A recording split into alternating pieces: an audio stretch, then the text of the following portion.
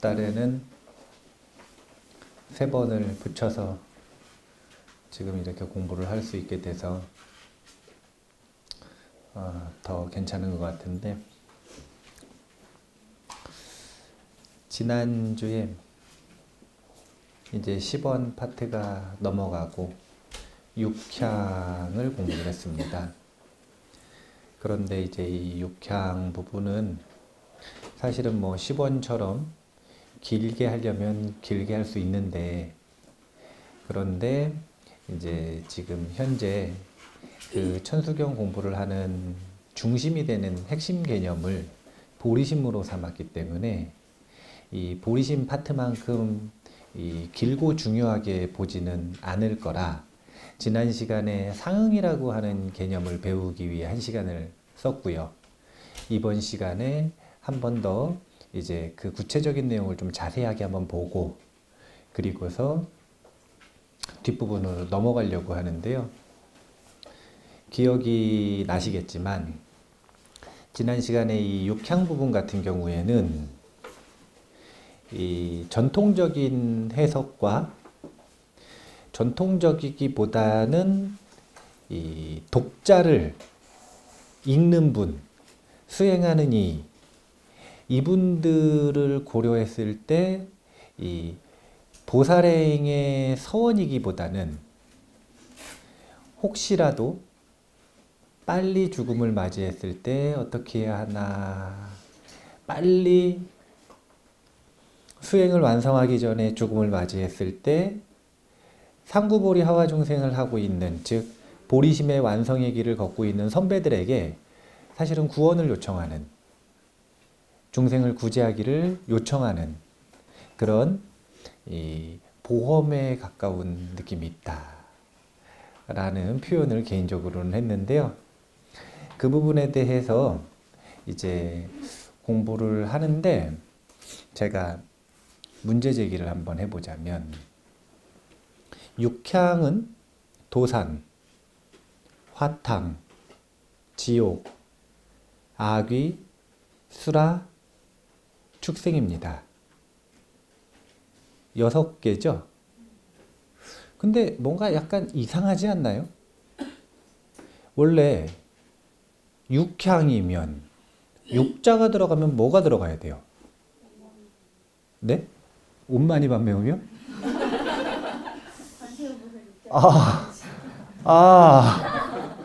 생각도 못한 대답이라. 아니, 육향이라 육도윤회가 나가야 되는 거 아니에요? 네. 그죠? 근데 거기에 인간 천상은 있어요, 없어요? 없죠? 그러면 사악취라고 하는, 만약에 악취를 가는 것 때문에 문제라면, 이제 보통 우리는 사막취라고도 하고 아수라를 천상으로 볼 건가 아니면 악취로 볼 건가, 이건 이 견에 따라 틀린데, 아수라도 천상처럼 영광을 누려요. 그러니까 그런 아주 좋은 영광을 누린다는 면에서는 악취가 아니라고 볼 수도 있지만, 그런 영광을 누리는 대신 맨날 싸워야 돼요. 수시로 화내고 싸워야 돼요. 여기는 화낼 만한 일들이 아주 가득하기 때문에 분노에 사로잡혀 있다는 걸 보면 악취로 보는 거예요. 그래서 지금 여기서는 사악취를 다루고 있는 건데, 왜 육향이라고 했을까요? 사악취를 다룰 거면 사향 그러면 되잖아요. 이런 거 안 궁금하세요? 누가 그렇게 대답했어요? 안 궁금하다고? 누구예요? 아니, 이런 게 궁금하지 않나요? 아니, 왜 이상하잖아요. 사악취에 대해서 얘기할 거면 그냥 명확하게 이름을 사향 그러면 될 거 아니에요. 왜 굳이 헷갈리게 육향을 했느냐 이거죠. 육향을 했느냐. 그리고 보면은 뒤에 악귀, 수라, 축생은 하나죠. 근데 1번, 2번, 3번인 도산, 화탕, 지옥은 전부 지옥이거든요. 뭘 말하고자 하는지를 잘 봐야 되는 거예요. 뭘 말하고자 하는지를. 이 부분 같은 경우에는 이제 먼저 결론부터 이야기를 하자면 한문의 문법 중에 보면 A, B 내지 Z 이런 표현이 있어요. 내지 급자였나? 내지 급자 이런 한문 용법이 있거든요. A, B 내지 Z 그러면 A와 B와 Z를 얘기하는 거예요? 아니면 A부터 Z까지를 얘기하는 거예요? A부터 Z까지를 얘기를 하는 겁니다. 그래서 지옥을 표현을 하는데 십지옥을 표현을 하고 싶은 거예요. 십지옥. 십지옥. 그래서 십지옥을 표현하고 싶으면 10개를 다 쓸 수가 없잖아요. 10개를 다 쓰면 13향이 되잖아. 13향. 그러니까 너무 복잡하니까 A 내지 Z 이래버리면 의미가 명확하게 드러나요? 아니면은 다른 해석으로 갈 여지도 있어요. 근데 그 십지옥에 A, B 내지 Z 이러면 더 이상 다른 해석의 여지가 없죠. 이게 한문 용법 중에 A, B, 급, Z 이러면 A부터 Z까지란 말이에요. 그래서 10가지를 다 표현을 할 때 최소한 3가지 칸이 필요했던 거예요. 3가지 칸. 만약에 100가지를 표현하고 싶어도 3가지 칸이면 되는 거예요. 앞부분 순서대로 A, B, 마지막. 그렇게 해서 3가지 칸을 가지고 뭘 보여주고 싶은 거냐면 십지옥을 보여주고 싶은 겁니다. 십지옥. 그럼 여기서 십지옥이 왜 들어갔느냐? 왜 들어갔느냐? 같이 이 명상하시는 분들 교재로 만든 책 중에 명상선물이라고 하는 책이 있어요. 근데 우리가 일반적으로 수행한다라고 하면 이 종교나 이 다양한 전통을 망라하고 뭘 수행이라고 보통 얘기하냐면 마음 수행이다 그러면 깨어있음의 수행과 집중 수행과 통찰 수행을 얘기하는 거예요. 깨어있음의 수행과 집중 수행과 통찰 수행. 그래서 집중 수행은 정이라고 하고 통찰 수행은 해라 그러거든요. 이제 요즘 많이 쓰는 용어로는 선정 수행은 사마타라 그러고 통찰 수행은 윗바사나라 그래요. 그런데 이 마음 수행을 하는 데 있어서 정과 해가 포함이 된다면 마음 수행의 기반이 되는 게 뭐냐면 계란 말이에요. 계율. 그래서 이 마음 수행, 명상 수행을 하고 있는 분들의 텍스트를 만들 때 집중 수행에 대한 명상법도 여기 적혀 있고 그 다음 통찰 수행에 대한 방법도 여기 적혀져 있는데 계율을 어떻게 지키게 만들 것인가, 어떻게 소개할 것인가 이걸 고민을 하다가 이 십지옥을 받아들여서 계율을 지키도록 만드는 이 도구로 삼아서 구상을 한 게 이 명상선물 책의 구조예요. 이 명상선물 책을 보면은 십지옥의 구조로 되어 있거든요. 십지옥의 구조. 십지옥의 구조는 왜 보여주는 거냐면 이유는 되게 간단해요. 십지옥은 뭐하고 연결이 되어 있냐면 십악. 십악참의 뒷부분에서 하잖아요. 십악과 관련이 되어 있는 게 십지옥이에요. 예를 들자면 이런 겁니다. 첫 번째 지옥은 어떤 지옥이냐면 도산지옥이에요. 도산지옥. 그리고 이 도산지옥의 시왕, 대왕은 어떤 대왕이냐면 진광대왕입니다. 진광대왕. 그런데 이 진광대왕은 뭘 심판한다 그러냐면 살생을 심판한다 그래요. 살생. 두 번째 지옥은 화탕지옥인데 이 화탕지왕의 시왕은 초광대왕이에요. 그리고 이 대왕은 투도를 심판한다 그럽니다. 투도를. 이게 우리나라 조선시대 때 60갑자 시왕 원불가라고 하는 노래요, 노래. 그러니까 식구로 정리를 한 거죠. 육십갑자 시황 원불가라고 하는 이 조선의 스님이 그동안 조선시대 때까지 쭉 이어져 내려오던 시황과 그리고 십제일과 십계와 다양한 내용들을 배대해서 하나의 도표화를 해놓은 거예요. 도표화. 그 모든 도표화들은 뭘 의미하고 있는 거냐면 객관세계와 주관세계가 상응한다라는 걸 보여주고 있습니다. 상응. 자, 지옥은 누가 만들었을까요?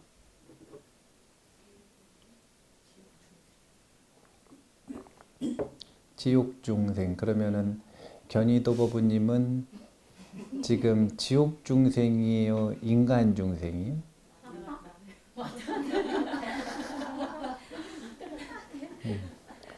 그래서 이 지옥은 누가 만들었냐면 중생의 탐진치가 만들었다 그래요. 중생의 탐진치. 그리고 그 탐진치가 신구이 삼업으로 나타나는 대표적인 악업이 십악업입니다. 십악업. 이 십지옥은요, 그 십악업이 이 만들어내는 폐해들 있잖아요. 그 폐해들이 흉내내고 있어요. 자, 살생할 때 보통 뭐 써요? 그러니까 도산지옥이에요. 자, 누군가의 물건을 도둑질하고 사기쳐요. 그럼 그 사람 마음에 불나요, 안 나요? 화탕지옥이에요. 화탕지옥. 그리고 삿대음행. 남의 남자 뺏고 남의 여자 뺏어요. 남의 애인 뺏었어요. 그러면은 그 사람과 그 가족들 마음에 원한이 생겨요, 안 생겨요? 차갑죠? 한빙지옥.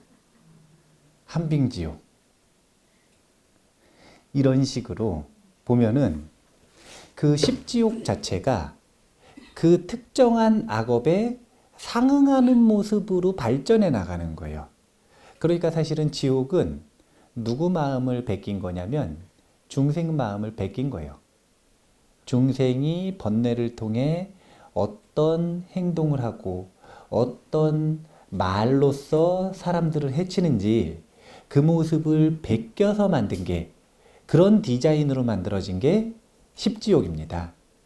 그래서 지금 이 앞부분에서 아약향 도산, 아약향 화탕, 그리고 마지막 아약향 지옥으로 끝냄으로써 뭘 표현하고자 싶은 거냐면 십지옥을 포함한 사실은 온갖 지옥들을 얘기하고 싶은 거예요.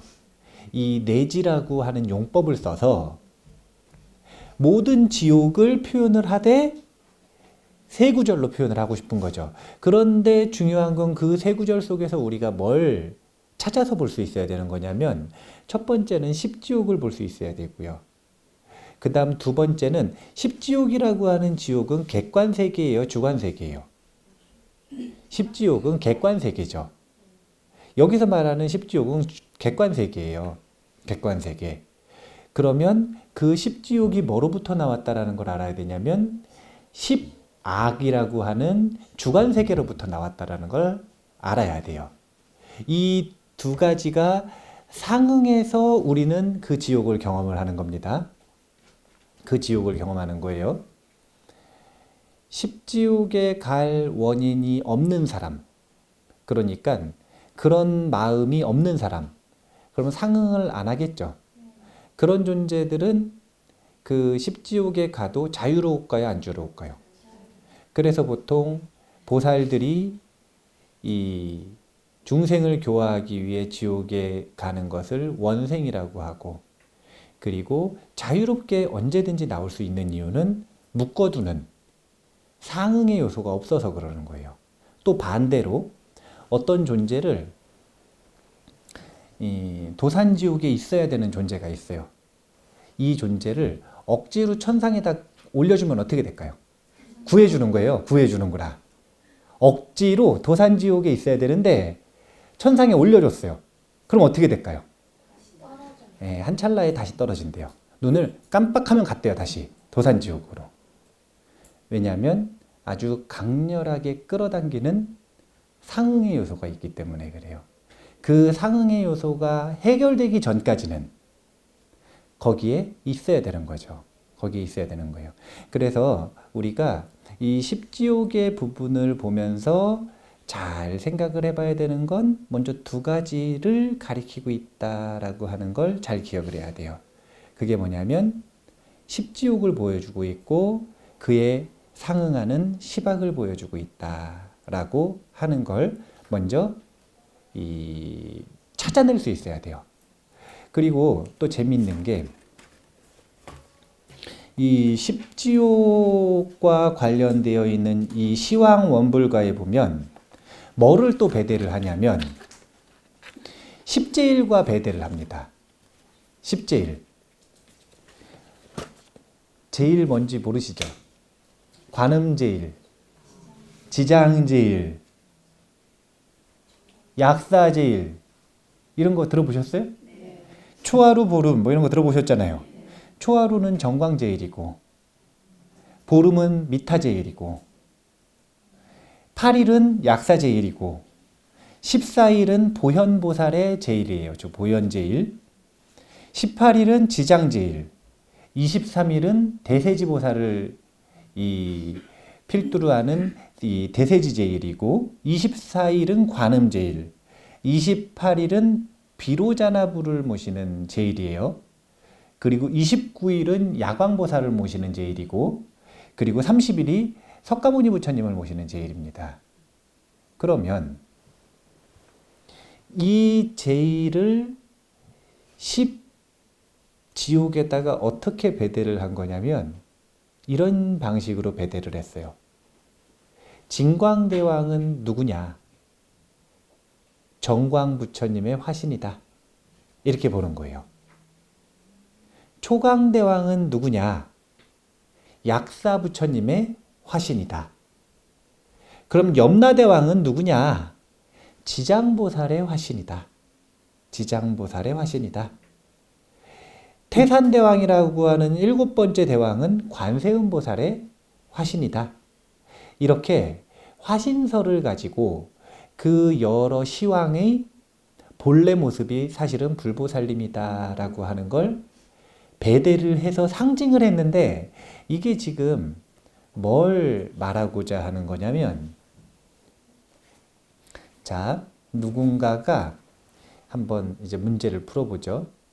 살생업이 너무 커요. 그럼 죽은 다음에 어느 지옥에서 고통받을 가능성이 높다는 거예요?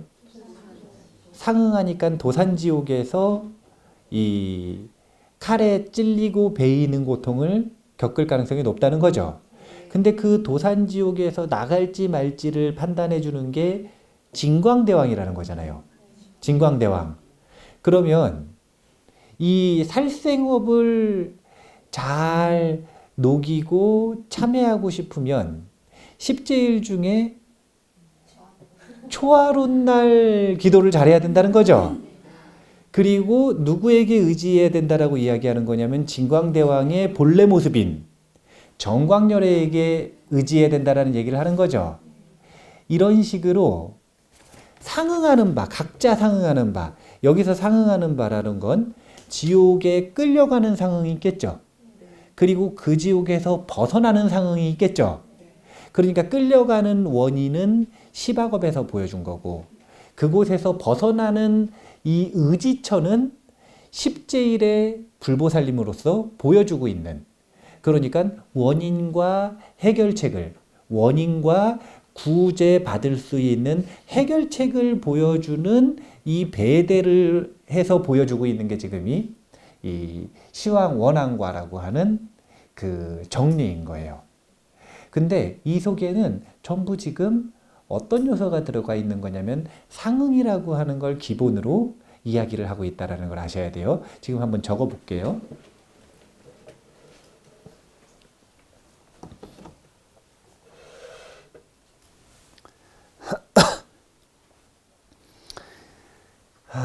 객관 세 개가 있어요.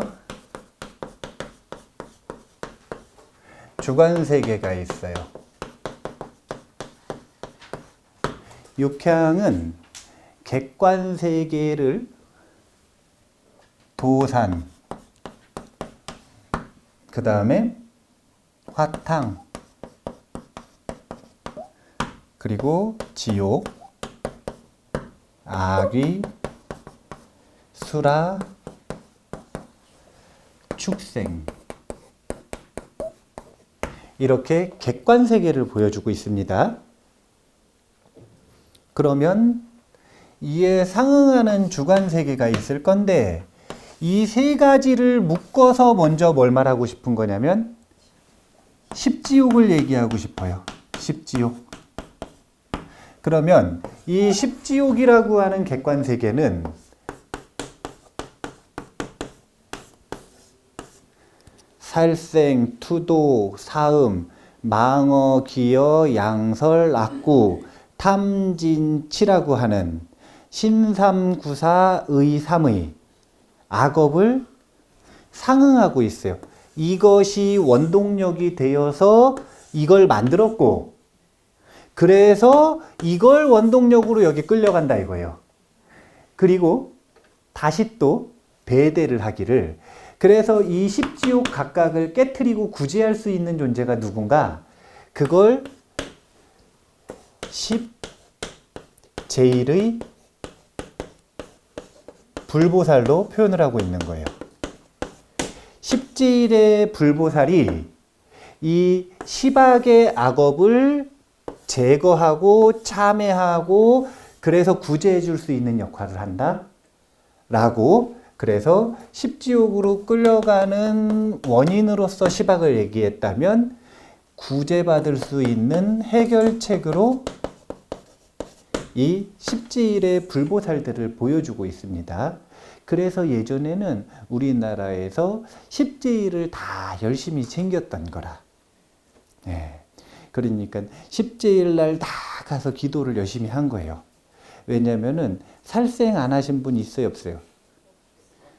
투도, 거짓말, 도둑질 한 번도 안 했다. 자, 도둑질은 주지 않는 물건을 가져가면 도둑질입니다. 네, 백화점 가서 훔쳐야 도둑질이 아니라 주지 않은 물건을 가져가면, 허락받지 않고 가져가면 도둑질이에요. 그 다음에 삿대음행은 아직까지 없을 수도 있는 친구들도 있네요. 네. 그 다음에 망어, 헛소리예요. 망어는. 네, 망어 헛소리. 그 다음에 기어, 이건 아첨하는 말이라고도 하지만 잡담이에요. 잡담. 양설, 이것은 의도적으로 서로 이간질하는 말. 그 다음에 악구, 이거는 거친 말, 욕설 같은 것들 있잖아요. 그 다음에 탐진치. 자, 여기 해당이 안 되는 사람이 거의 없잖아요.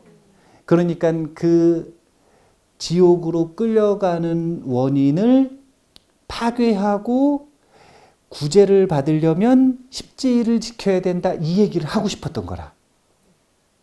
근데 저는 이제 그 얘기를 하고 싶은 건 아니고요. 저는 개인적으로 그 얘기를 하고 싶은 거는 아니고, 왜냐면은 우리 절은 십제일 안 하거든요. 우리 절은 초하루 보름도 안 하니까 십제일을 지켜야 된다 이걸 얘기하고 싶은 거는 아니고, 이제 이런 원인들과 해결책과 거기서 받는 고통들을 쭉 보여줌으로써 뭘 하고 싶었던 거냐면 십악이라고 하는 것을 십선으로 돌리는 계율의 요소를 이야기하고자 했던 거예요. 계율의 요소. 천수경에서도 보면 지금 이제 이 육향이 나오고, 그 다음 11보살이 나오고, 그리고 나서 다란이를 읽죠. 그리고 나서 사방찬과 도량찬을 하고, 그리고 나서 이제 참회가 들어가잖아요. 근데 참회가 구체적으로는 시박참회잖아요. 이 시박참회가 뒷부분에서 나오는 건 지금 이 전체적인 구조의 조망을 놓고 볼 때 앞부분에서 육향 부분에서 특히 십지옥을 보여줌으로써 두려움을 갖게 하고, 그리고 이곳에서 벗어나기 위한 자력으로서의 수행법을 시박참회라고 하는 걸 보여주는 거예요. 시박참회라고 하는 걸. 자, 그러면 이것만 놓고 봐도요. 이제 알 수 있는 게 하나가 있는데, 개인적으로 이 천수경의 원보리심 파트가 10원이 있고 6향이 있고 11보살이 있는데, 이걸 비유를 하기를 둘로 비유를 했어요. 지도와 같다, 계약서와 같다. 그런데 지금 이 구조도 보면 십지옥과 십악과 십제일의 구조를 보면은요, 십지옥과 십악은 서로 상응하는 모습을 보여주고 있는데, 그런데 이 십지옥과 십제일의 모습을 보면은요, 자, 봐보세요. 도산에 갔어요. 그러면 누구하고 계약해야 도산에서 나올 수 있다는 거예요? 정광불과. 지금 보면 원하는 게 뭐냐면, 내가 만약 도산에 갔어요. 그러면 내가 만약 도산에 갔을 때 나를 구제해 줄 수 있는 가장 직접적인 책임을 가지고 있는 부처님이 누구라는 거예요? 초하루 부처님인 거죠. 그 부처님을 어떤 문화에서는 정광 부처님이라고 할 수도 있고, 또 시대가 지나서 어떤 문화에서는 관세음 보살이라고 할 수도 있겠죠. 문화가 달라짐에 따라 달라질 수 있지만, 분명한 건 초하루를 담당하는 부처님이나 보살님이 계시다는 거잖아요. 도산지옥을 담당하는. 그러니까 사실은 정광불이라는 표현보다는 담당자가 있다요라. 담당자. 그래서 이 도산지옥에 내가 만약 갔을 때 도산지옥의 고통으로부터 나를 구원해달라고 이야기를 할 거면, 의무나 권리가 없는 다른 분들한테 얘기하지 말고 정확하게 담당자한테 얘기해라, 이거 아니에요, 지금. 근데 이게 그 사람이 담당자가 맞느냐 안 맞느냐 이런 시비의 거리가 아니라, 문제는 뭐냐면 그 사람이 담당자다라고 이야기를 했는데 그걸 믿었어요. 그러면 누가 담당자인지 모르고 그냥 구제해달라고 하는 것과, 이분이 담당자라고 배웠어요. 다들 그렇게 얘기했어요.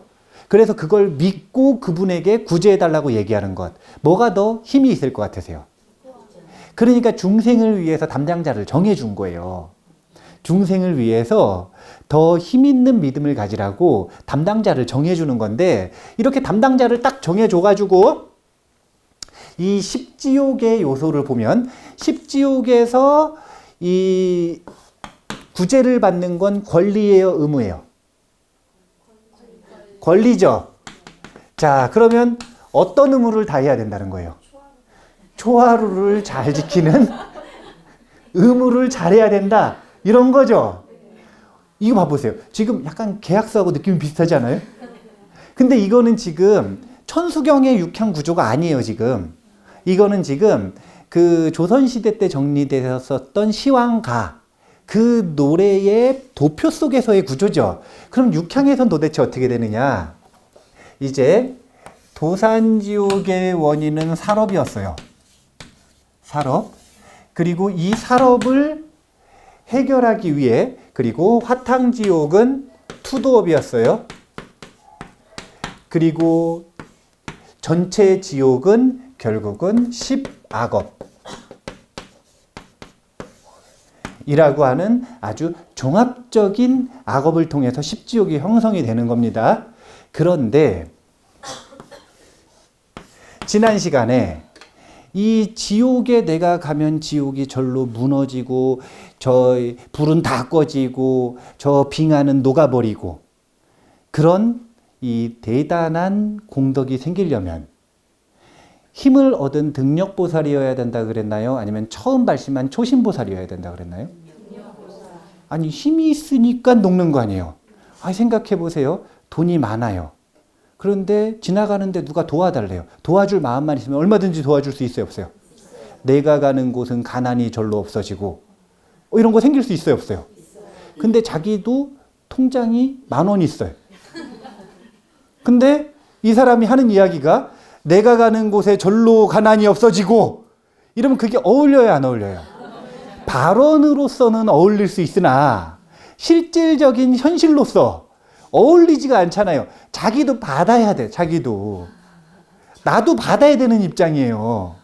그러면 그 현실의 이 객관적인 모습을 놓고 다시 해석을 하면 결국은 대부분 이 천수경을 읽는 분들이 사실은 초신보살에 가깝기 때문에 등력보살은 이 아주 소수기 때문에 그 소수의 해석이 아니라 다수의 해석으로 보면 결국은 이 관세음보살님에게 관세음보살님께서 말씀해 주신 보리심을 내가 일으키고 그리고 대비주라고 하는 방편을 가지고 수행을 잘할 테니 내가 혹시 이런 고통을 겪게 된다면 저를 구해 주십시오라고 부탁을 드리는 입장이라 그랬죠.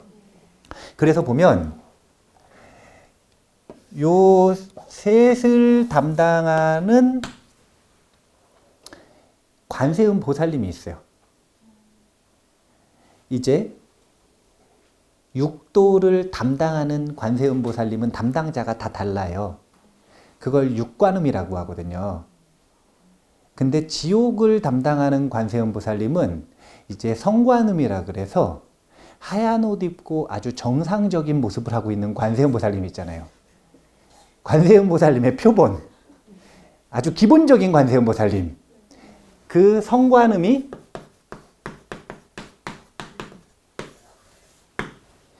이 지옥을 담당하는 관세음 보살님입니다. 근데 이 성관음에서 성자를 빼면 11보살 중에 관세음 보살님이 있죠. 그래서 그 관세음 보살님은 거기서 왜 부르는 거냐면 여기서 지금 화탕지옥에 가든 도산지옥에 가든 아니면 십지옥에 가든 나를 구제해달라고 부탁을 했잖아요. 그럼 누구한테 부탁하는지 정확하게 얘기해야 될 거 아니에요. 그래서 11보살에서 성관음이 나오는 거예요.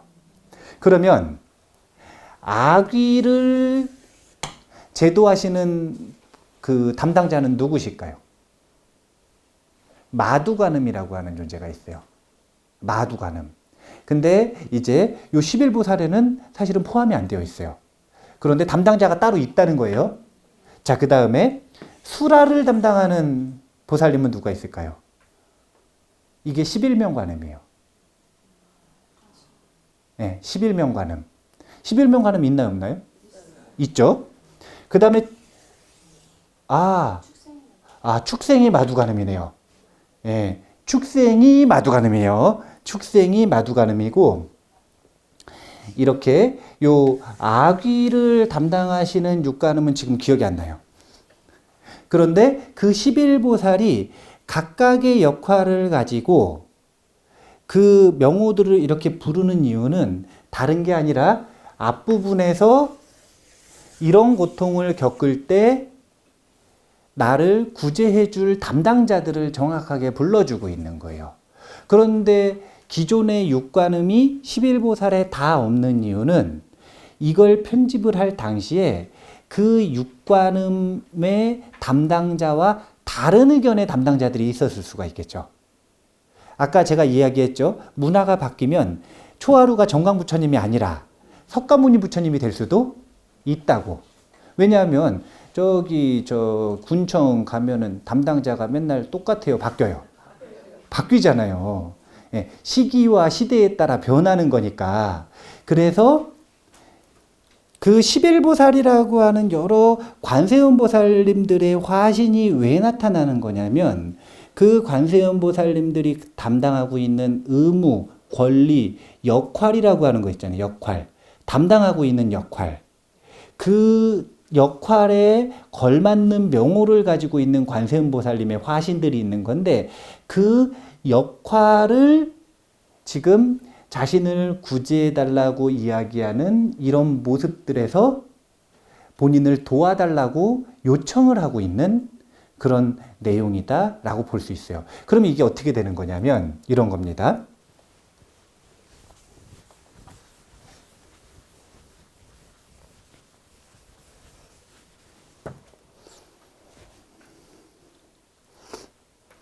원보리심을 보면 10원인데 먼저 자 10원은 어떤 구조냐면 나무, 대비, 관세음하고 원.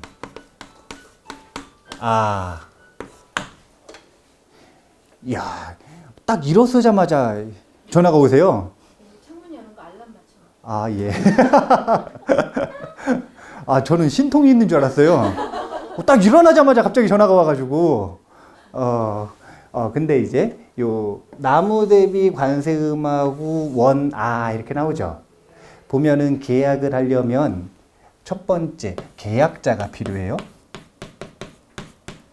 두 번째 피계약자가 필요해요.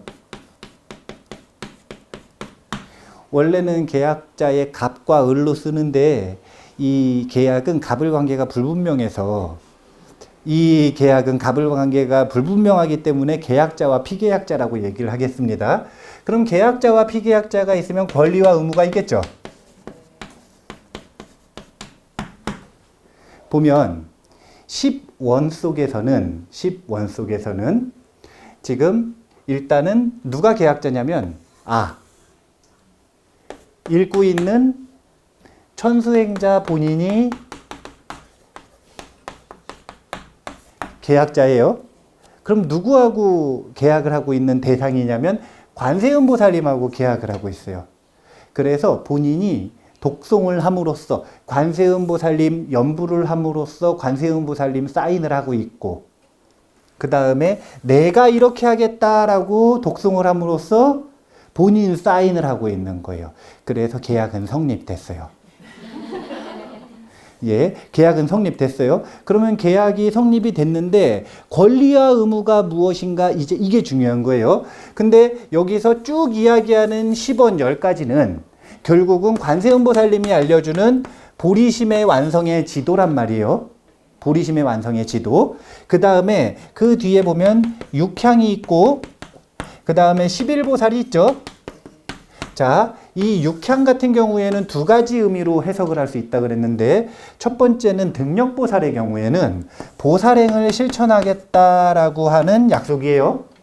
그 다음에 만약에 등력보살이 아니라 초심보살인데 죽음을 맞이했어요. 그럼 나를 도와달라, 이런 보험이에요. 의미가 달라요. 예. 그러면 이 보살행을 실천하겠다라고 하는 것도 누구하고 약속을 해야 돼요, 안 해야 돼요? 누구하고 하고 있냐면 11보살하고 하고 있어요. 또 보험을 요청을 하려고 해도, 도와달라고 얘기를 해도 누구한테 요청을 해야 되죠. 지금 11보살하고 약속을 하고 있어요. 여기서도 보면 약 해가지고 아가 들어가잖아요. 이 아가 계약자. 여기 11보살은 피계약자예요. 그러니까 계약이 두 번이라 권리의 계약과 의무의 계약이 두 번이에요. 그런데 이제 여기서 재밌는 건 뭐가 권리고 뭐가 의무냐 이거예요. 뭐가 권리고 뭐가 의무냐. 자, 구제를 받아요. 이건 권리예요, 의무예요? 이게 권리면, 그러면 이렇게 약속을 지키겠다. 이거는 권리예요, 의무예요? 의무. 이제 대답을 하시는 걸 들어보면 다 이렇게 생각을 하세요? 이거는 누구의 입장이냐면 초심보살의 입장입니다. 초심보살. 초심보살 중에서도 보리심을 수동적으로 일으키신 분들, 자발적으로 일으키고 너무 보리심이 완성을 이루고 싶고 보리심을 배우고 싶고 이런 분들 말고, 소원 성취하려면 이렇게 해라 라고 하니까 반쯤 그냥 잘 모르고 보리심을 일으킨 경우, 그럴 때는 너무 당연히 이 원아를 통해서 쭉 이야기 나오는 이 보리심을 배우고 실천하는 과정이 쉬워요, 어려워요? 초심보살에게 있어서 어렵죠. 당장 생각해봐요. 자, 원하 속득 개정도라. 이 육바라미를 빨리 잘 실천을 해야 돼요. 쉬워요, 어려워요? 원하 조득 월구해라. 고통의 바다를 건너는 해탈을 성취를 해야 돼요. 쉬워요, 어려워요? 그러니까 그게 너무 어렵고 쉽지가 않고, 그러니까 의무처럼 느껴질 수밖에 없는 거예요. 초심보살 중에서도 특히 자발적으로 보리심을 일으킨 게 아니라 수동적으로 일으키신 분들에게는 분명히 사실이에요, 그게. 이 10원이 의무가 되고, 이 의무를 지킴에 따라 사악취에 떨어졌을 때 구원받는, 구제받는 이것이 권리로서 작용을 하는 겁니다. 근데 그게 아니라 본래 아주 자발적으로 보리심을 배우고 싶은 사람이 있을 수 있을까요? 없을까요? 자, 본래 자발적으로 보리심을 배우고 싶었어요. 근데 배우고 나니까 못하겠는 거라. 이런 분들 말고 그냥 보리심을 배우고 보리심을 실천하는 과정 자체가 너무 재밌는 분들, 그래서 그걸 더 배우고 싶은 분들, 이분들에게는 관세음보살님이 알려주는 보리심의 완성의 지도를 배우는 게 권리예요, 의무예요? 이분들에겐 권리죠. 왜? 너무 배우고 싶으니까. 너무 배우고 싶었는데 알려주는 사람이 없어서 못 배웠는데 배울 권리가 생긴 거 아니에요. 그러니까 이 초심보살이 아니라 자발적으로 보리심을 일으키고 싶고 어느 정도 힘을 얻어가고 있는 보살들, 이분들에게는 사실은 앞에 있는 10원이 권리가 되고, 그러면 그 권리를 누렸으면 관세음보살님한테 깨달음의 여정으로 어떻게 나아가는지 배웠고 방편도 얻었고 그걸 통해서 힘을 얻었어요. 그럼 의무를 지켜야 돼, 안 지켜야 돼요? 그게 뭐냐면 보살행으로서의 육향의 의무가 되는 거예요.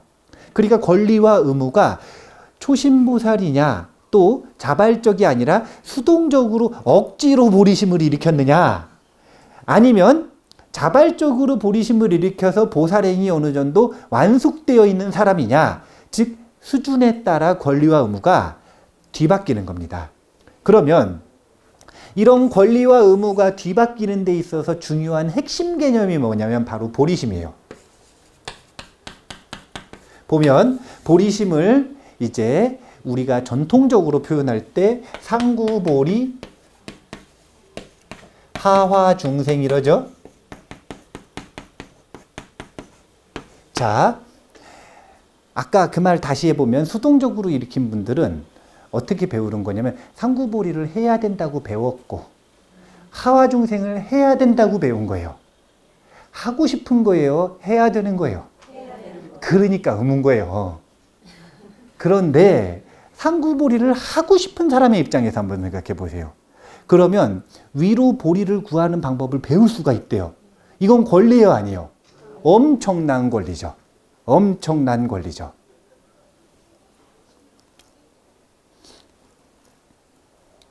그래서 상구보리를 하고 하화중생을 하는 이 두 가지 행위를 다 하는 것이 보살인데, 그리고 이 보리심을 실천하는 것인데, 그러면 지금 여기 보면 관세음보살, 그 다음에 여기 보면은 11보살, 이 11보살도 다 관세음보살이거든요. 관세음보살은 천수행자와 비교했을 때 보리심의 길을 가는 데 있어서 선배예요, 후배예요? 자, 관세음보살은 초심보살이에요, 등력보살이에요? 그러면 관세음보살은 상구보리를 하는 게 초점이 맞춰져 있겠어요? 하화중생 하는 데 초점이 맞춰져 있겠어요?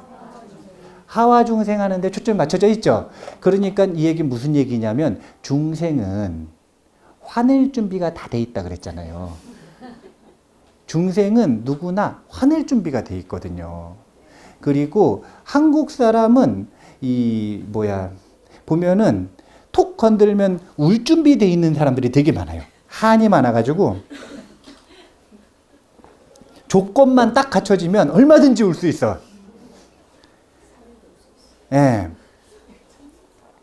근데 관세음보살은 어떤 준비가 되어 있냐면 하화중생, 도와줄 준비가 완전히 되어 있는 분이에요. 완전히 되어 있는 분. 그러니까 선배가 후배를 도와줘요. 이거는 지금 선배 입장에서는 의무를 실천하는 거죠.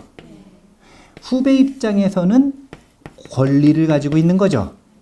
이 권리가 수동적으로 보리심을 일으킨 분에게는 도와달라, 구제해달라 라고 하는 걸 요청할 수 있는 권리고, 두 번째로 어느 정도 자발적으로 보리심을 일으킨 분에게는 상구보리를 배울 수 있는 권리가 주어져 있는 거예요. 그래서 상구보리를 배웠어요. 그러면 이 권리를 가지고 힘을 얻어서 등력보살이 되면 뭘 해야 되냐면 이제 상구보리 말고 하와중생을 해야 되죠. 그러니까 지금 다시 이 후배는 다시 선배가 돼서 다른 보살들을 도와주는 하와중생을 해야 되는 거예요. 그런데 보면은 제가 송덕사에서 법회를 할 때 알려드린 사실 중에 하나가 있어요.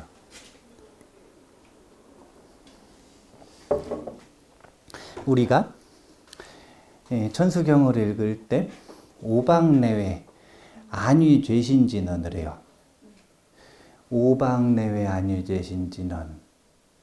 수많은 천신들을 초청해서 그들의 마음을 편안케 한다 이런 뜻인데, 그 전에는 오방내외 안위죄신진언의 본래 이름이 뭐였냐면 안토지진언이었어요.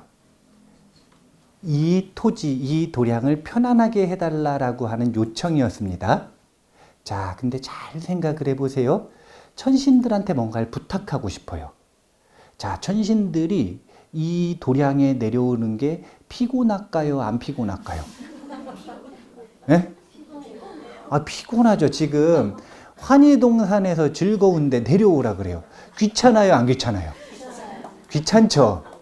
근데 귀찮은 부탁을 하는 대상이 만약에 자기보다 정말 높은 존재면 그래도 귀찮아도 올 수 있어요, 없어요? 근데 자기보다 한참 낮은 존재가 부탁을 자꾸 해요. 그럼 그 말 들어주고 싶어요, 안 들어주고 싶어요? 자, 천신들이 볼 때 인간은 자기보다 높은 존재일까요? 낮은 존재일까요? 하루살이 같은 존재입니다. 하루살이 같은 존재. 목숨과 미모와 힘과 신통과 그 모든 것들에서 인간은 천신들에게 비교가 되지 않아요. 그리고 그것들을 누리는 근본인 공덕에서도 비교가 되지 않아요. 그렇기 때문에 그냥 안토지진언을 하는 건 어떤 입장인 거냐면 주는 것 없이 부탁하는 거예요. 천신들에게 주는 것 없이 부탁하는 거예요. 그럼 천신들이 재능 기부를 해야 되는데 그 재능 기부를 계속 하고 싶겠어요? 안 하고 싶겠어요? 안 하고 싶겠죠. 한두 번은 마음나 살 수 있겠죠. 근데 이 재능 기부를 요청하는 악덕 업주들이 천수경을 1년에 한 번 읽나? 매일 읽어요.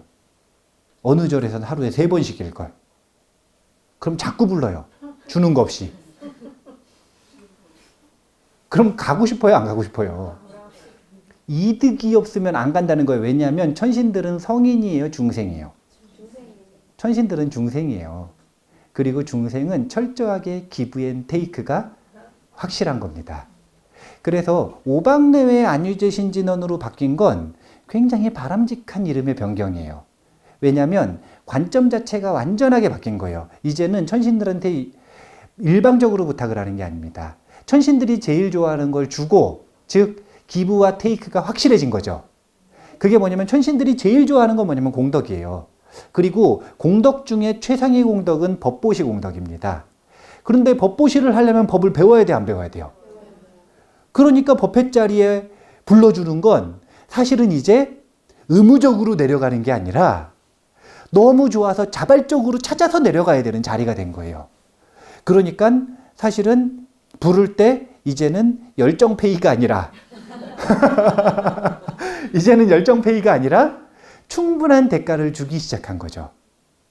뭘 의지해서 주냐면 경전이라고 하는 담마, 이 법을 의지해서 천신들에게 충분한 대가를 주기 시작한 거예요. 그래서 이름이 바뀐 겁니다. 안토지진언은 천신들한테 내 마음과 내 도량을 편안하게 해달라 이거 아니에요. 근데 오방내외 안위죄신진언은 경전이 있는 내가 천신들 마음을 편안하게 해주는 겁니다. 완전히 바뀌는 거예요. 누가 더 우위에 있는지가 바뀐 거예요. 인간과 천신이 객관적으로 놓고 보면 천신에게 있어 인간은 하루살이 같아요. 근데 경전 들고 있는 인간은 이제 더 이상 하루살이가 아니라 바뀌는 거예요. 우열이. 어떻게 바뀌냐면 피고용자, 고용자. 인간이 고용자, 천신이 피고용자. 이렇게 되는 거예요. 그리고 피고용자가 원하는 공덕을 계속 주니까 기브앤테이크가 확실하고 내려오는 목적이 확실하고 내려와서 성취되는 게 확실하고 이러니까 노는 거예요. 이게 권리와 의무라고 하는 이 두 가지의 상응관계를 지금 정확하게 보여주고 있는데, 그런데 지금 그렇게 보면 이 보리심을이라고 하는 핵심을 가지고 이 먼저 보리심을 일으켜서 완성한 선배들, 그리고 나중에 보리심을 일으켜서 이 완성의 길을 가려고 하는 후배들, 이 둘의 관계 속에서도 이 기브 앤 테이크가 확실해야 돼요. 왜냐하면 한번 적어 볼게요. 자, 범부에게 부탁을 하고 싶어요. 천신들도 범부죠. 범부에게 부탁을 하고 싶으면 그 범부가 좋아하는 걸 줘야 부탁을 들어줘야 안 들어줘요? 안 주고도 들어줄 거라고 생각을 하지 마세요. 그런 생각을 가지고 계시잖아요? 그럼 인간관계 엄청 안 좋아요. 인간관계가 정말 안 좋아져요. 그런 생각의 씨앗을 가지고 있다는 것 자체가 이미 인간관계의 본질을 모르는 거예요. 기브가 있으면 테이크가 있어야 돼요. 그렇지 않으면 상대방이 막 웃으면서 거절을 해도 속으로는 뭐라 그러냐면 도둑놈이라 그래요. 도둑놈이라 그래요. 그리고 진짜 도둑놈인 거예요, 그게. 절대 그러면 안 돼요. 범부끼리는 상응하는 바가 명확해야 돼요. 그래서 범부에게 부탁을 할 때는 어떻게 해야 되냐면은 부탁을 해서 요청을 하는 건 권리를 요청하는 거잖아요. 그럼 의무를 다해야 돼요. 그런데 천수경 속에서는 지금 천신에게 부탁을 해요? 친구에게 부탁을 해요? 관세음보살에게 부탁을 해요? 그러면 관세음보살은 성인이죠. 자, 범부에게 부탁을 할 때는 의무를 다해야 돼요. 그런데 성인에게 부탁을 할 때는 의무를 다해야 될까요? 안 해야 될까요? 자, 성인에게 부탁을 할 때는 의무를 다해야 돼요? 안 해야 돼요? 안 해도 된다는 의견이 있고요. 해야 된다는 없어요? 해야 된다? 해야 된다는 의견도 있죠. 그럼 왜 해야 되고 왜 안 해야 될까요? 이게 뭐냐면은 이런 단어를 잘 보셔야 돼요. 가피 이런 단어 들어보셨어요? 가피. 근데 보면은 가피는 성인에게 요청해요? 범부에게 요청해요? 성인에게 요청을 하죠. 그리고 제가 아까 성인은 이미 도와줄 준비가 돼 있다 그랬어요? 안 돼 있다 그랬어요? 그러니까 항상 주고 있어요. 그런데 누구는 가피를 입고 누구는 가피를 못 입죠. 이건 누구의 차이냐면 자기가 받냐 못 받냐의 차이예요. 왜 그러냐면 부탁을 드리는 대상은 성인이죠. 근데 부탁을 하고 있는 나는 뭐예요? 중생 범부잖아요.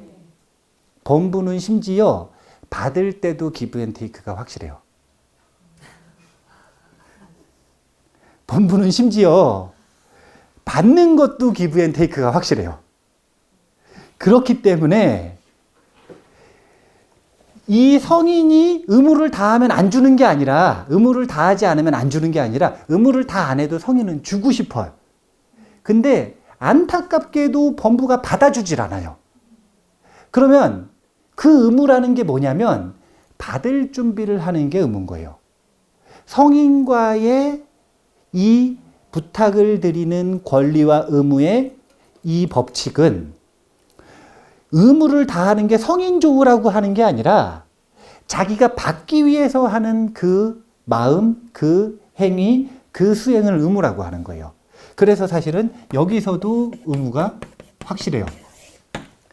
그래서 천수경의 오박내외 아니제신진원에서는 천신과 인간 범부의 간의 거래 아니에요. 안토지진원은 안 된다 이거예요. 그렇게 하면 안 돼요. 그렇게 하면 안 돼요. 줄 게 있어야 돼요. 줄 게. 그래서 의무를 명확하게 합니다. 오방내외 안희재신진언을 읽고 문자반야라고 하는 이 경전을 분명하게 독송을 해줍니다. 그렇기 때문에 분명하게 주는 게 있는 거예요. 그러니까 관계가 안정적으로 성립이 되는 거예요. 그러면 성인 관세음보살과 천수행자 간에는 어떻게 해야 가피라고 하는 게 성립이 되는가? 여기에 핵심 가치가 보리심이라는 거예요. 이 보리심이라고 하는 건 누누이 광본천수경에서 반복돼서 이야기를 하고 있어요. 광본천수경에 제가 맨 처음 강의 시작할 땐 이 얘기를 자주 했는데 최근에는 안 했는데요. 분명히 관세음보살님이 이렇게 얘기를 하세요. 뭐라고 얘기를 하시냐면 이렇게 마음을 일으킨 후에 그게 뭐냐면 10원과 육향과 연부를 한 후에 하루 저녁에 7독 내지는 21독 대비주를 읽으면 안 되는 일이 없다 그러셨어요. 근데 제가 뭐라고 질문을 했냐면 우리는 왜 안 되냐 이거예요. 철야정진을 했는데 철야정진 때 7번만 읽어요? 21번만 읽어요? 아니잖아요. 밤새 읽었는데 왜 안 되느냐 이거예요. 거기에 네? 뭐요 뭐? 한 달에 한 번밖에 안 아니요. 해요.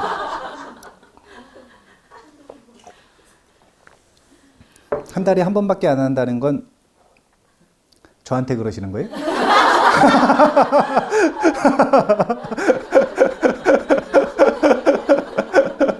왜 한 달에 한 번밖에 안 하냐고 그러는 거 아니시죠? 예. 거기 뒤에 힌트가 적혀져 있어요. 왜 안 되는지에 대한. 단, 악한 마음을 품고 있는 자와 정성스럽지 않은 자는 제외한다. 그래서 악한 마음을 품고 있다. 이게 뭐냐면 대비주를 읽어서 이루고 싶은 게 시박이라. 시박업을 이루고 싶어요. 대비주를 읽어서 저 사람 죽이고 싶은 거예요. 그런 마음을 품을 수 있어요, 없어요? 누군가를 너무 죽이고 싶은데 그 사람을 죽일 수 있는 아무런 힘도 이 용기도 없는 사람이 있어요. 근데 대비주를 읽으면 소원을 들어준다는 거예요. 그러면 대비주를 내가 읽어가지고 저 사람 죽여야겠다. 그런 생각을 가질 수 있어요, 없어요? 있죠. 그러니까 뭐 사극에 보면 맨날 이렇게 뭐 저희 다트 던지고 막 막 송곳으로 찌르고 송곳으로 찔렀네요. 막 정성을 들이잖아요. 그리고 그랬더니 막 송곳 찌를 때 옆에 장면에서 피토하고 있고 막 그런 장면 나오잖아요. 그게 뭐냐면 악한 의도를 가지고 대비주를 읽으면 그 악한 의도는 소원 성취가 되지 않는다라는 이야기를 하는 거예요. 근데 악한 의도를 가지고 있다. 이것은 어느 정도 명확한 내 뜻이 정성스러운 게 뭔지는 아직 명확하지가 않은 거예요. 그걸 명확하게 하기 위해 지금 보리심이라고 하는 걸 길게 하고 있는 겁니다. 왜냐하면 부처님, 관세음보살님은 10원과 육향, 이 마음가짐을 가지고 관세음보살과 나의 본사인 아미타불에 대한 의지, 귀의의 마음을 가지는 연부를 하고 그리고 대비주를 독송하라 그랬는데 그걸 하는 동안 가지는 그 정성스러운 마음가짐이 도대체 뭐냐 이거예요. 10원에서 육향에서 보여주고자 하는 마음가짐은 다른 게 아니라 보리심이라는 거예요. 그래서 보리심을 지닌 채 대비주를 읽으면 정성스럽다고 하는 거고요. 보리심을 지니지 않고 대비주를 읽으면 정성스럽지 못하라고 얘기를 하는 겁니다. 이유는 너무 간단해요. 왜 그러냐면 대비주는 본래 목적이 보리심을 완성시키는데 어떻게 완성시키냐면 빨리 완성시키는 촉매 역할을 하는 게 대비주의 제1목적이기 때문에 그래요. 그래서 대비주는 그 모양을 보면 그 이름을 표현을 할 때 대비주는 보리심이에요. 대비주 자체가 보리심이에요. 나중에 우리가 산스크리트어로 되어 있는 이 대비주, 신묘장구, 대다라니를 전부 해석하지는 않겠지만 그거 전부 해석하면 오래 걸려요. 네, 그리고 여기 계시는 분들 70%가 안 오실 거라. 그래서 안 하지만 근데 그 속에 있는 내용 몇 가지를 볼 거거든요. 근데 그 속에 있는 내용은 어떤 내용이냐면은요. 브라흐마, 비슈누, 시바 이런 힌두의 신들을 찬탄하는 내용이 들어 있습니다. 왜 힌두의 신들을 찬탄하냐면은요.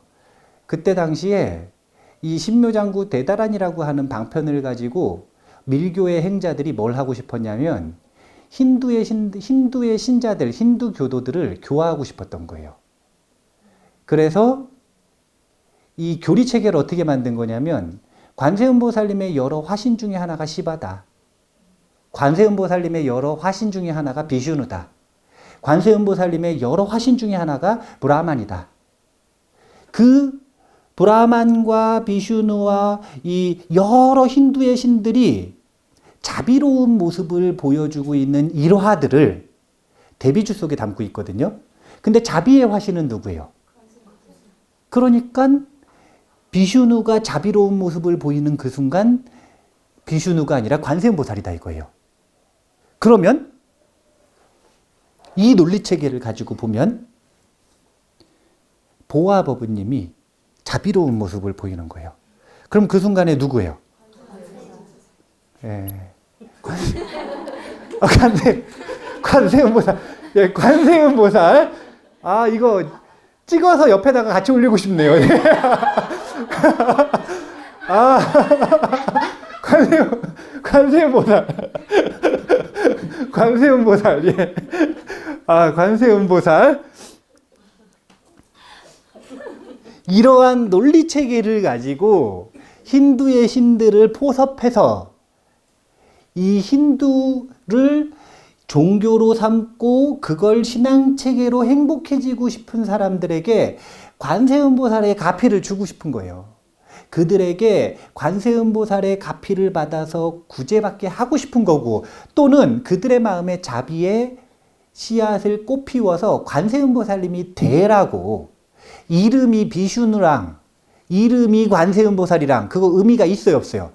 그런 건 아무 의미가 없어요. 부처님은 불교를 믿든 기독교를 믿든 상관도 안 해요.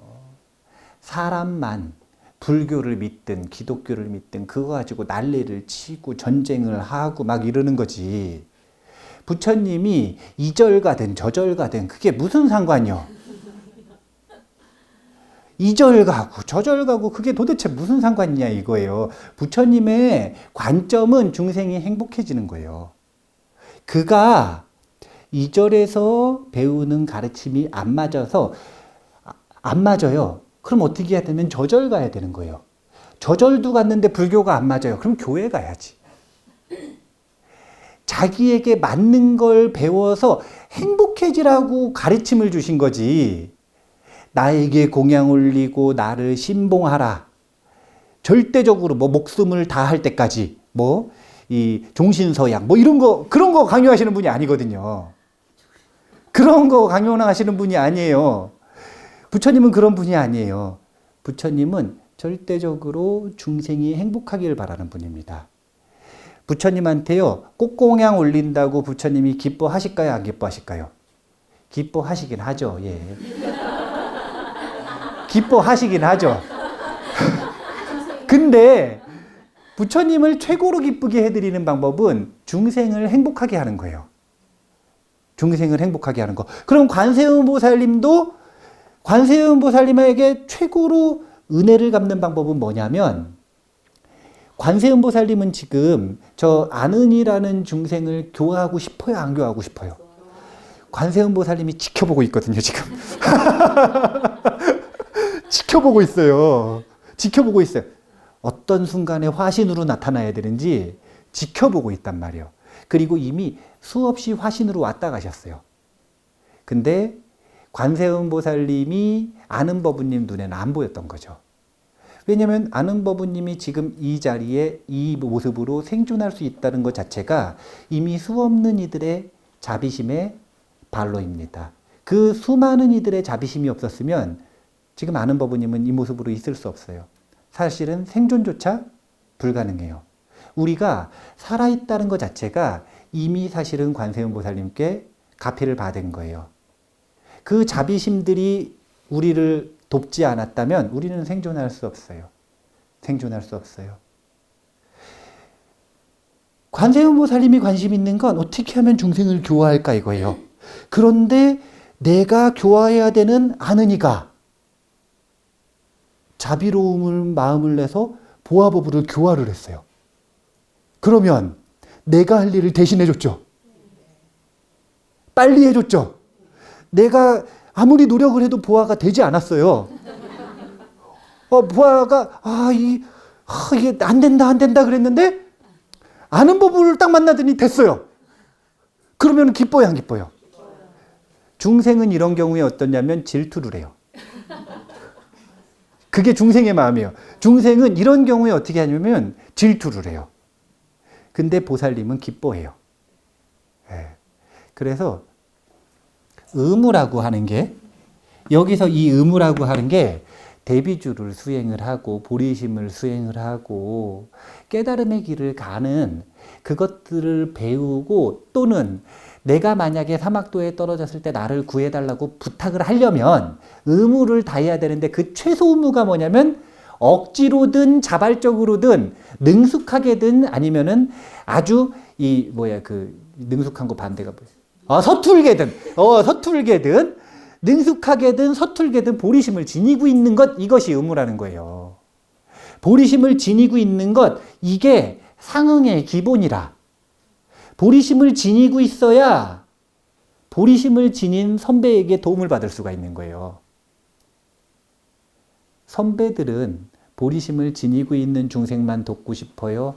안 지니고 있는 중생도 돕고 싶어요? 근데 안 지니고 있는 중생은 품값이 안 나와요.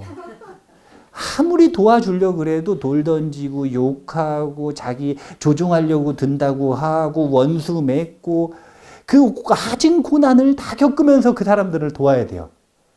효율이 안 나온다 그래서 안 돕는다는 게 아니라 오래 걸리고 지난한 일이라는 거예요. 근데 보리심을 이미 일으킨 사람들은 얼마나 좋아요. 적어놨어요. 보리심을 완성하는 길을 자발적으로 찾아서 읽어. 그럼 쫓아다니면서 지도를 구구절절히 설명해 줄 필요가 있어요, 없어요? 10원을 읽고 있어요. 그럼 나중에 그냥 올바른 뜻만 알려주면 돼요. 근데 안 읽는 사람한테 가잖아요. 이걸 뭐 설명을 하는 것뿐만이 아니라 읽으라고 설득하는데 10년이 걸려. 이 사람들은 얼마나 좋은지 육향을 통해서 언어의 계약이에요. 이게 언약인데 언약을 끊임없이 나한테 요청하고 있어요. 그게 뭐냐면 본인이 사막도에 갈 때 자기를 구제해달라고 요청을 미리 하고 있어요. 이게 뭐냐면 선현이 있느냐 없느냐인데, 이 선현이 없으면 관세음보살님도 그 옆에 있는 지옥 중생을 구할 수가 없는 거예요. 요청한 사람만 데리고 갈 수 있는 거예요. 근데 그 요청을 자발적으로 해줘요. 그런 받아들일 준비를 하는 게 바로 보리심이에요. 그래서 우리는 아까 분필을 던졌어요.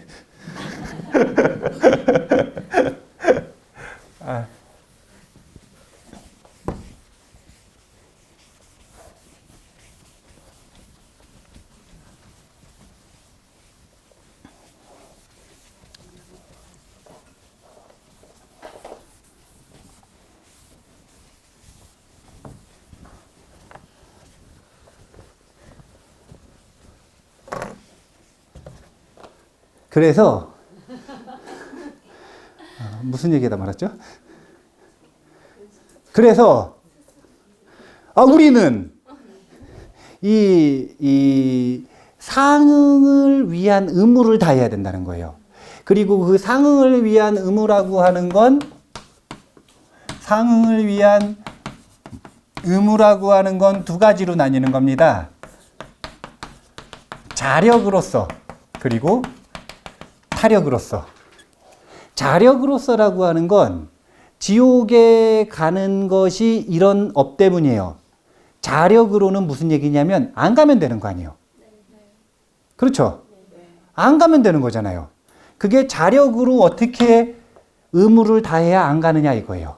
그 다음에 타력으로는 이미 가버렸어요. 자력으로 했으면 좋았는데 자력으로 어제 배웠는데 다음날 죽은 거예요. 그래서 자기 악업을 해결을 못하고 죽었어요. 그래서 가버렸어요, 벌써. 그럼 이제 어떻게 할 거냐 이거예요. 이거는 의지해야 되죠. 성인에게 의지하는 건데 자력으로서 보여주고 싶은 건 십지옥과 십악업의 참회로서 보여주고 있는 지금 이 천수경의 연결성입니다. 육향에서 십지옥을 보여주고 그것을 이 뒷부분에 십악참회로서 보여주고 있는 건 자력으로서 십지옥을 깨트리는 방법을 보여주고 있는 거예요. 그래서 십악업을 해결을 하면, 즉 참회를 하면 그것에 상응해서 어떻게 되는 거냐면 자기가 갈 십지옥은 없어지는 거예요. 왜냐면 자기는 상응하지 않고 끌려가지 않으니까. 그리고 이것이 강해지면 어떻게 되는 거냐면 본인이 그 지옥에 갔을 때 도산이 깨져버리는 거예요. 살생업이 없는 사람이 도산지옥에 가면 도산지옥이 깨지는 겁니다. 살생업이 없는 사람이 가면. 그런데 지옥은 갈만하지 않고 천상 가는 존재가 있을 수 있어요, 없어요? 근데 그 존재가 지옥 가면 어떻게 될까요? 지옥에 잡혀요, 보통. 왜냐하면 살생업이 없는 건 아니거든요. 이번에 꼽힐 우선순위가 천상업이었을 뿐이지 내재적으로 살생업을 많이 가지고 있거든요. 그래서 십악참에 보면 백겁접지입죄. 뭘 참회할 거냐면 백겁접지입죄. 백겁 동안 지은 업을 참회할 거 아니에요. 어제 모기 죽인 거 참회합니다. 이게 아니라 백겁 동안 지은 그 악업, 그것을 내가 기억을 하든 못하든 나에게 내재되어 있는 그 악업을 참회하겠다 이거 아니에요. 그래서 그 내재되어 있는 악업들이 전부 깨끗해지면 정말로 살생업이 없는 사람이 있겠죠. 이런 사람은 이제 도산지옥 가면 도산이 깨진다 이거예요. 도산이 그 청정업을 견딜 수가 없는 거예요. 그렇게 되는 겁니다. 그 다음에 타력으로 의지한다라고 하는 건 이제 정말로 그냥 도산지옥에 가는 게 아니라 떨어져 버렸어요. 떨어졌다. 끌려간 거죠. 끌려갔을 때 우리에게 얘기를 해주는 거예요. 얘기를 해주는 거예요. 그게 뭐냐면 자, 도산지옥에 끌려갔어요. 그러면 관세음보살님 중에 누구 불러야 돼요? 관세음보살님. 성관음이잖아요. 성관음. 그러니까 관세음보살 살아생전에 천수경을 10번 읽은 거예요. 10번 읽으면서 내가 도산지옥에 가면 관세음보살님에게 구해달라고 10번 요청을 했어요. 그러면 10번 요청한 만큼 도산지옥에 떨어졌을 때 그 기억이 10번만큼 나겠죠. 100번 읽은 사람은 100번 강도만큼 기억이 나겠죠.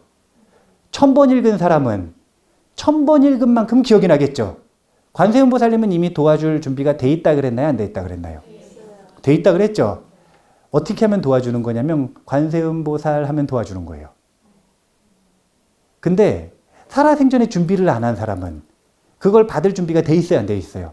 안 돼 있다 이게 뭐냐면 기억을 못 하는 거예요. 칼에 베이고 찔리고 아파 죽겠는데 관세음보살 기억이 나요? 안 나요? 안 나죠. 욕만 하겠죠. 네. 욕만 엄청나게 하겠죠. 관세음보살은 무슨 관세음보살이에요. 그걸 그 순간 제정신이 아닌 그 순간에 하려면 그 습관이 들어있어야 되는데 그게 바로 상응의 기본인 거예요. 이게 없이는 못 도와준다니까요. 만약에 이게 없이도 도와줄 수 있다면 지옥 중생이 남아있을 이유가 있어요, 없어요? 없어요. 지장보살님은 지옥 중생 다 구할 공덕이 있어요, 이미. 바다와 같은 공덕을 지니고 있다고 하기 때문에 이미 다 구할 수 있어요. 근데 구해봐야 1찰나 만에 다시 오니까 못 구하는 거예요, 못 구하는 거. 구할 공덕은 있어요. 동의만 하면. 근데 동의를 안 하는 거예요. 동의를. 지옥 중생이. 왜냐하면 아주 강렬하게 끌리는 겁니다. 중생이 얼마나 말을 안 듣는데요. 죽은 중생만 말을 안 듣나? 산 중생도 말을 얼마나 안 듣는데요. 와서 묻기는 왜 물어요? 스님들한테 와가지고 묻기는 왜 물어요? 그 길이 아무리 가시밭길이라고 얘기를 해도 자기가 업에 의해서 끌린단 말이에요. 그게. 그러면 환상적으로 꽃길로 보여요. 자기 눈에는. 그리고 가시밭길이라고 이야기하는 스님이 원망스러워. 그리고 결국 자기 마음대로 해요. 그래서 가시밭길을 걸어가는 거예요. 거기가 도산지옥이라고 아무리 얘기를 해도 우두화방과 나찰들이 도산지옥의 업을 지니고 있는 사람이 딱 나타나잖아요. 자비도량참법이 나온단 말이에요. 뭐라 그러냐면 우두화방들이 전략을 씁니다. 그 사람 눈에 꽃길로 보이도록 이 도산지옥을 꾸미는 거예요. 아름다운 꽃과 나무들로 가득한 곳으로. 그러면 아름답다. 그 사람 눈에 아름다워 보이죠? 그래서 아름다운 줄 알고 가는 거예요. 근데 가봤더니 실상은 도산지옥이라. 말을 안 들어요. 말을 듣겠다라고 하는 이만큼의 마음과 최소한의 언약, 그게 있어야 도와줄 수 있는 거예요. 그게 바로 보리심을 일으키는 거고, 그리고 이 보리심을 일으키고 유지하고 발전시키기 위해 천수경을 읽으시는 분들은 천수경을 읽어나가는 것, 반복해서 일상수행을 해나가는 것, 이것이 저 도움을 받을 수 있는 이 최소한의 상응의 조건이라는 겁니다. 이해가 되셔요? 반복해서 얘기를 하고 있어요.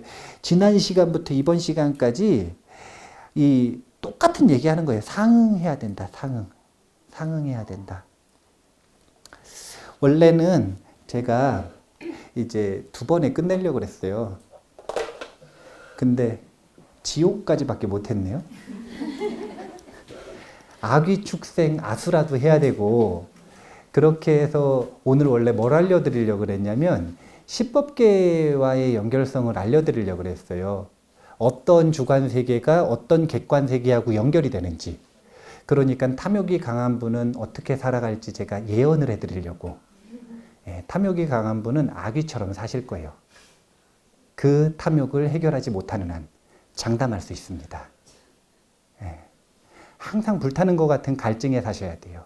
불타는 것 같은. 항상 허기지는 그 불만족에서 살아야 돼요. 탐욕은 그런 거거든요. 분노가 많은 분들은 아수라처럼 사셔야 돼요. 아수라처럼 남은 생을 살고 돌아가시자마자 49일 지낼 것도 없어 바로 아수라로 화신하실 거예요. 이렇게 강렬한 분들은 49일 가지도 않아요. 곧바로 눈 감았다가 뜨면 아수라로 화신해 있는 거예요. 이런 분들은 49제도 안 지내도 돼요. 49일 걸리는 분들은 애매한 분들 있잖아요. 이게 탐욕도 있고 분노도 있고 어리석음도 있는데 선한 마음도 섞여가지고 약간 짬뽕인 분들. 아니 생각해 보세요. 이거 명백해. 이거는 100%예요. 그럼 재판을 할 이유가 있어요 없어요? 이게 애매하니까 과실을 따지는 거 아니에요. 그거 하라고 변호사, 판사, 검사 월급 주는 거 아니에요. 그거 정확하게 따져달라고. 그걸 따지는 존재들은 애매하다 이거예요. 근데 명백한 분들은 49일, 뭐 100일, 1년, 3년 그렇게 안 걸려요. 그냥 보통 3일에서 7일 안에 끝납니다. 3일에서 7일 안에. 진짜 아주 강렬한 분들은 눈 감았다 뜨면은 다음 생이에요. 보통 지옥이나 아수라나 천상이에요. 이런 분들은. 애매한 분들이 이제 축생, 아귀, 그 다음에 이 인간 이런 데 가시는 분들은 좀 애매해요. 그러니까 좀 상세하게 지켜보는 과정이 필요한 거예요. 도산지옥에서도 한번 넣어보고 살생어기가 얼마나 많은지 화탕지옥에다 좀 끓여보고 그런 걸 한번 해보는 거예요. 49일 동안. 왜냐하면 도산지옥에 업이 없는 존재는 도산에 넣어도 안 아파요. 훅 지나가요. 누가 와서 데리고 가든지. 화탕지옥업도 마찬가지예요. 그래서 상응하지 않는 분들은 걱정 안 하셔도 돼요. 걱정 안 하셔도 돼요. 그래서 그 10법계를 원래 공부를 하려고 그랬는데 10지옥까지밖에 못했어요. 10지옥. 이야기 하나를 해드리고 마무리를 하겠습니다. 어떤 간호사가 있었대요. 간호사가 백의 천사 아니에요. 그래서 굉장히 선해 보이는 이미지와 아주 이 고귀한 이미지를 가지고 있지만 실상은 3D 직업이라 아주 힘들다 그러대요. 웬만한 다른 직업들보다 간호사가 정말 힘들다 그러대요. 근데 그 중에서도 특히 힘든 병원들이 있다 그래요. 특히 힘든 병원들. 이제 일반 의원 이런 데는 좀 편하고 종합병원, 응급실 이런 데는 진짜 바쁘고 몸도 힘들대요. 근데 이 암 환자들 머무는 호스피스 병동 있잖아요. 이런 데도 다른 의미로 또 힘들대요. 왜 힘드냐면 웃고 말하던 분들이 계속 돌아가시니까. 죽음이 정해져 있는 분들이 오는 곳이잖아요. 거기 있는 간호사 이야기인데 이 간호사가 호스피스 병동에 와가지고 한 2년쯤 지냈더니 너무 힘든 거예요. 그래가지고 원기를 다 쓰면 짜증이 들거든요. 엄청 짜증을 자기도 모르게 내는 거예요. 어느 날 이 암 말기로 시한부 인생 판정을 받고 이제 며칠 안 남은 아저씨가 한 새벽 3시쯤에 자기를 콜한 거예요. 그래가지고 이 급하게 갔더니 아주 위급한 상황인 줄 알고 급하게 갔더니 이 아저씨가 자기한테 사과 하나를 깎아달라는 거예요. 그러니까 사과 하나 깎아주는 게 쉬워요, 어려워요? 근데 이미 짜증을 낼 준비가 다 돼 있는 간호사는 엄청 짜증스러운 거예요. 엄청 짜증스러운 거예요. 자기는 지금 힘들어 죽겠는데 사과 하나 깎아달라고. 그것도 옆에 보니까 부인이 자고 있어요. 그럼 부인한테 좀 깎아달라 그러면 어때요? 그래서 승질을 잔뜩 내면서 이거 부인 좀 깎아달라고 하면 되지 않냐고. 그리고 가려고 그러는데 그래도 좀 꼭 깎아달래요. 그래가지고 억지로 진짜 성의 없게 이렇게 깎아가지고 툭 주고 그냥 가버렸어요. 근데 이제 3일 뒤에 그 아저씨 돌아가신 거예요. 이런 식인 거라 간호사들이. 근데 3일 뒤에 돌아가시고 나서 장 치르고 나서 부인이 와서 그 간호사한테 너무 고맙다는 거예요. 왜 고맙냐면 그날 사실은 그 부인이 안 자고 있었대요. 그리고 사과를 왜 깎아달라 그랬냐면 그날 결혼기념일이었대. 그래서 죽기 전에 부인에게 뭘 주고 싶은데 본인이 사과 하나 깎을 힘이 없는 거예요. 그래서 요청할 수 있는 유일한 사람인 간호사에게 요청을 했는데 근데 그걸 들으면서도 부인이 마음을 아니까 아는 척을 못한 거예요. 그리고 나서 그 다음날 이제 사과를 먹었는데 남편이 자기 자신에게 마지막으로 선물을 할 수 있는 기회를 줘서 너무 고맙다고 와가지고 간호사한테 너무 고맙다고 얘기를 하는 거예요. 너무 고맙다고. 이 이야기를 왜 하냐면요. 우리가 이 작은 친절에 공덕을 너무 무시하는 경향이 있어요. 한국 사람들의 특징이라.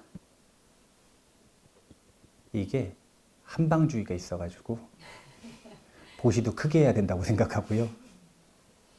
계율도 아주 결정적인 상황에서 지켜야 된다고 생각하고 큰 걸 지켜야 된다고 생각을 하고 수행도 한 방에 크게 해야 된다고 생각을 하고 그런데 결코 모든 수행은 강도가 아니라 빈도예요. 빈도. 얼마나 할 수 있는 걸 자주 하는가. 그래서 누군가가 만약에 도움을 요청한다면, 그리고 누군가에게 도움을 줄 수 있다면, 그리고 선을 실천할 수 있는 기회가 있다면, 작은 거라고 하더라도요, 웬만하면 못하는 거 아니면, 그리고 불가능한 거 아니면 자기가 자기 힘에 허용되는 한계 내에서 도와주려고 마음을 먹으셔야 돼요. 그게 관세음보살의 씨앗을 발아하는 방법입니다. 자기 마음에 관세음보살의 씨앗이 있어요. 여기 계시는 분들이 누군가 앞에 가면 원수 같은 사람이 될 수 있겠죠. 누군가 앞에 가면 악귀 같은 얼굴을 할 수도 있어요. 어느 순간에. 그런데 반대로 누군가의 앞에 가면 분명히 관세음보살님처럼 자비로운 얼굴을 할 거란 말이에요. 그게 다 내 마음에 있는 씨앗들이잖아요. 우리가 수행을 한다는 건 다른 게 아니라 그 악귀 같은 모습에다 물 주는 거 그만하고 관세음보살님의 씨앗에다 물 주는 거 하자. 이것이 대비주를 읽는 이유예요. 그리고 천수 보리심 명상을 하는 이유입니다. 그걸 잊지 말자고 연습 시간에 뭘 하는 거냐면 천수경 읽는 거고요. 그리고 잊지 않은 그 힘을 가지고 일상에서 자비의 꽃을 피워야 되는 거예요. 연습이 더 중요해요? 실전이 더 중요해요? 둘 다 중요합니다. 둘 다 중요합니다. 연습을 하냐면 실전에서 할 생각조차 잊어버리기 때문에 연습이 중요하고, 연습만 하고 실전에서 안 하면 안 되기 때문에 실전이 중요한 거예요. 이 두 가지를 다 잘하려면 우리가 꼭 잊지 않아야 돼요. 내가 도움받고 싶으면 내가 누군가를 도와야 돼요. 그게 상응입니다. 내가 좋은 대접 받고 싶으면은요, 남한테 좋은 대접을 해줘야 돼요. 관세음보살님이 나에게 오기를 바란다면 제일 쉬운 방법은 내가 누군가의 관세음보살이 되는 겁니다. 심지어 그걸 억지로 하더라도 그 부인이 와서 얘기하잖아요. 너무 고맙다고. 그 간호사에게. 그 간호사가 억지로 싫은 마음으로 했음에도 불구하고 그분들에게는 분명히 관세음보살이었을 거예요. 그렇지 않을까요? 네. 그러니까 할 수 있는 선은 꼭 행하자라는 마음가짐을 가지셨으면 좋겠어요. 아시겠죠? 네, 그러면 오늘 이만 마치겠습니다. 감사합니다.